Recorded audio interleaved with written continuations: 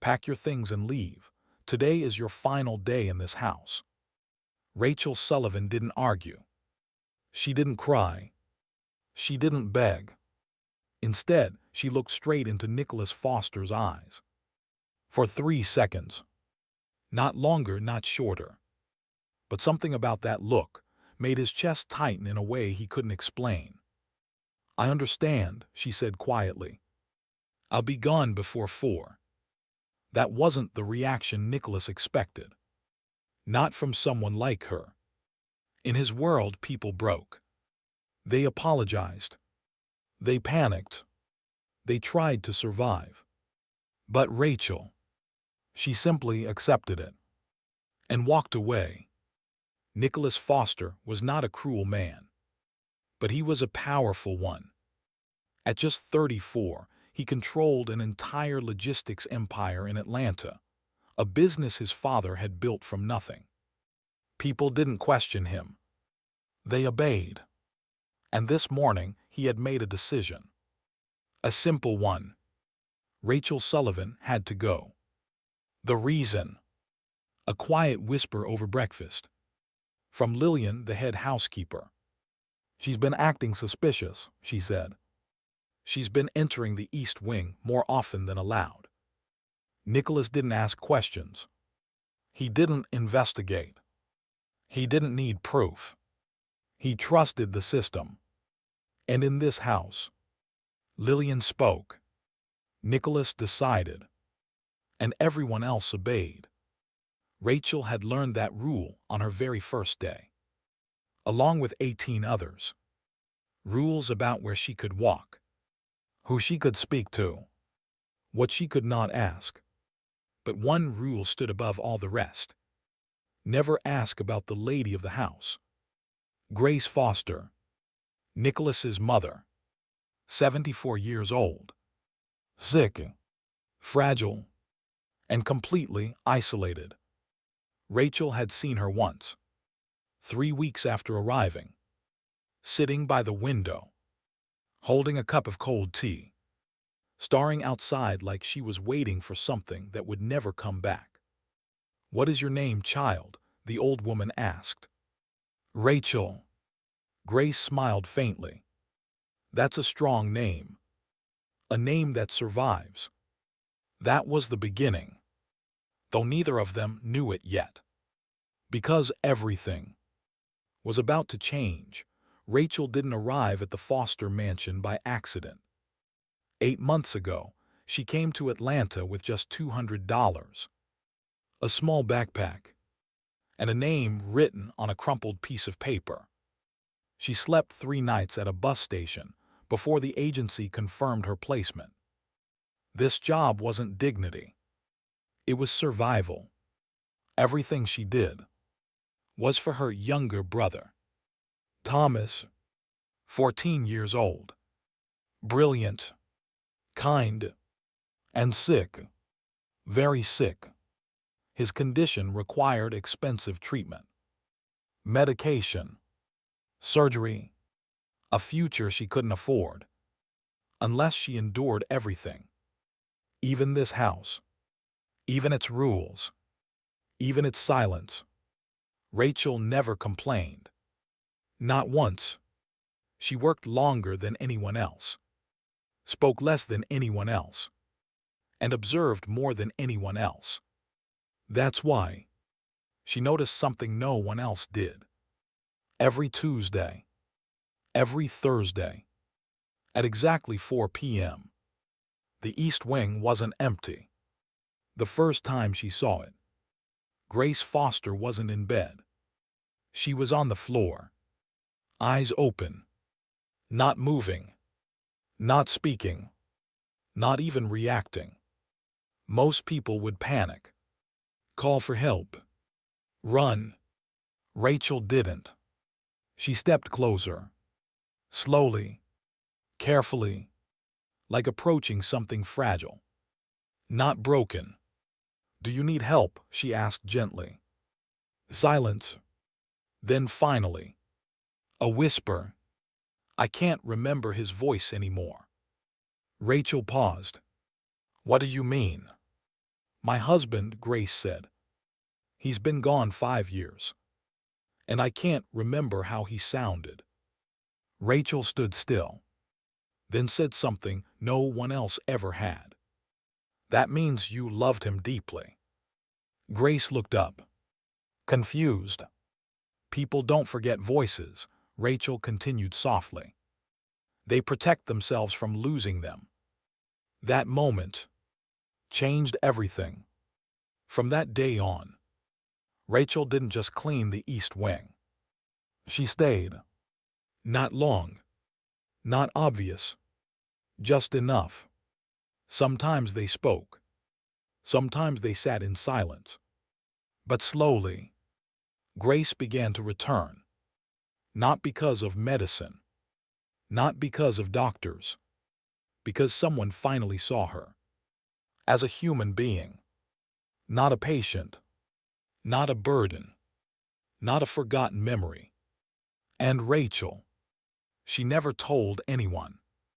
Not the nurses, not the staff, not even Nicholas. Because she didn't do it for recognition. She did it because she understood loneliness.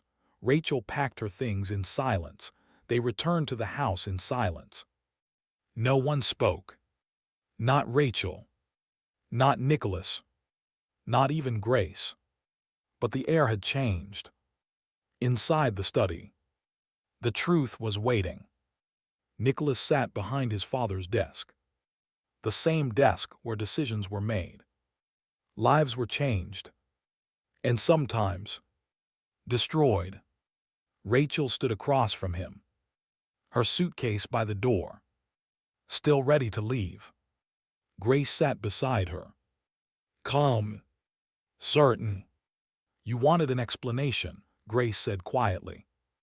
Now you will listen. Nicholas nodded. Tension filled the room.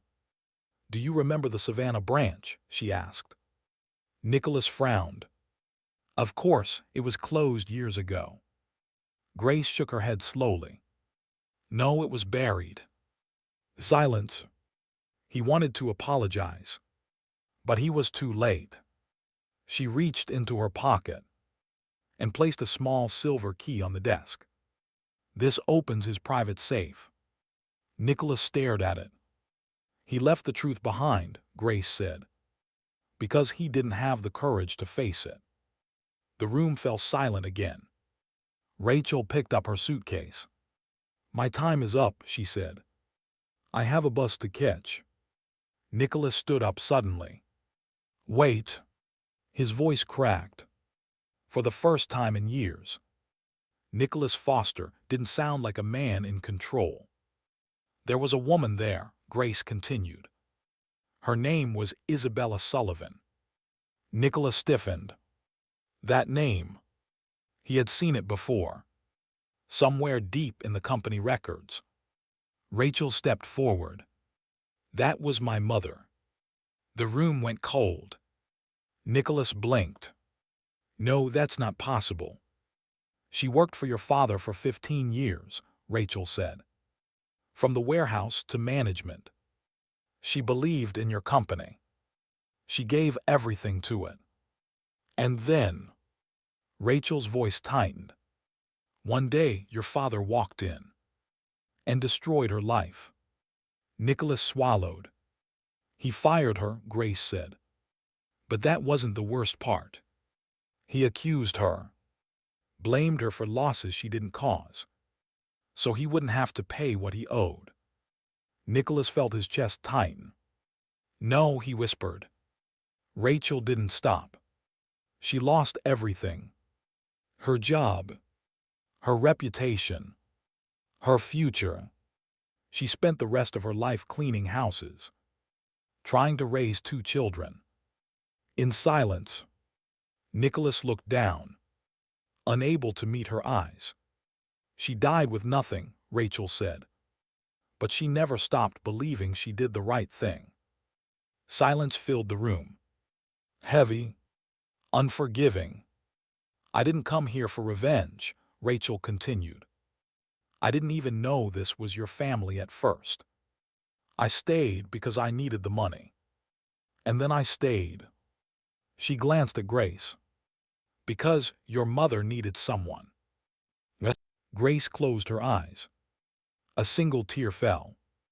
He tried to fix it, she said softly. Your father. Nicholas looked up.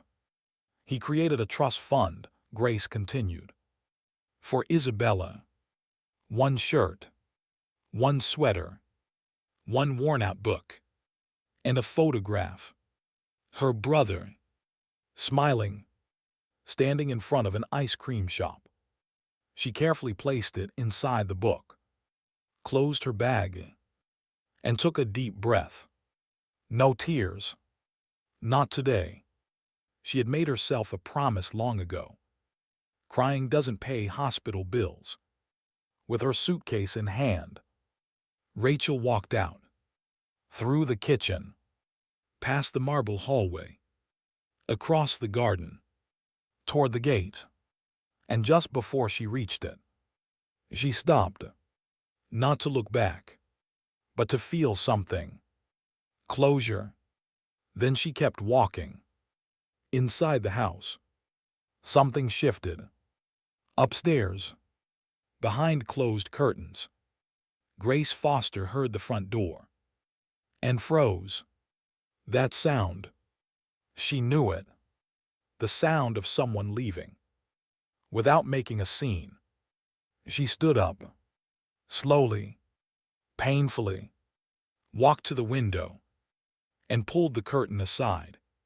There, she saw Rachel, walking away. Alone. No, Grace whispered. For the first time in months, she moved without hesitation. Down the stairs, past the staff, ignoring every voice calling her name. And then, she stepped outside. Rachel. The voice wasn't loud, but it carried. Rachel stopped, turned around, and when she saw Grace, something inside her finally cracked. Not weakness, not fear, something deeper.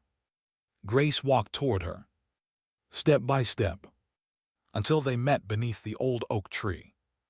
She took Rachel's hand, tightly. Listen to me, Grace said quietly. And then, she whispered something no one else could hear. Rachel's eyes widened, just slightly. Then she nodded. At that exact moment, Nicholas stepped outside and froze.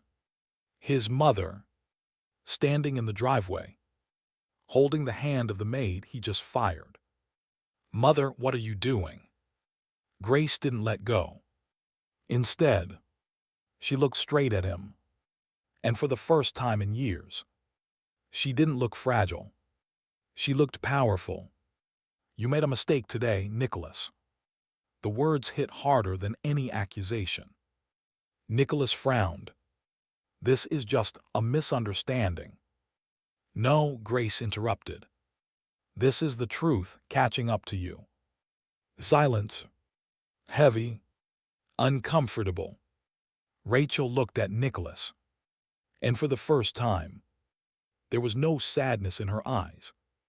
Only pity. You don't even know what you've done, do you? She said softly. Nicholas felt something unfamiliar. Not anger. Not control. Fear. Rachel stopped. But she didn't turn around. Nicholas stepped forward, his hands trembling. You can't leave like this. Still no response. I didn't know, he said. Quiet. Broken. That doesn't change anything, Rachel replied. Her voice was calm, but final. Nicholas swallowed, then said the one thing he never said to anyone. I was wrong. Silence. I judged you without understanding. I acted without thinking. And I almost repeated my father's mistake. Now Rachel turned. Slowly. For the first time. She didn't look distant. She looked tired. Nicholas walked to the desk, opened the safe. Inside, documents, letters, records, and a name, Isabella Sullivan. He opened the letters, one by one. Apologies never sent. Regret never spoken. Truth buried for decades. Nicholas read everything.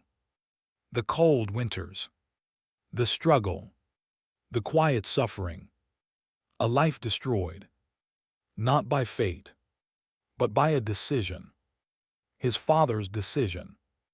And now, he stood at the same crossroads. He closed the safe, walked back, and placed a folder in front of Rachel. This belongs to you. She hesitated. It's not a gift, he continued. It's a debt.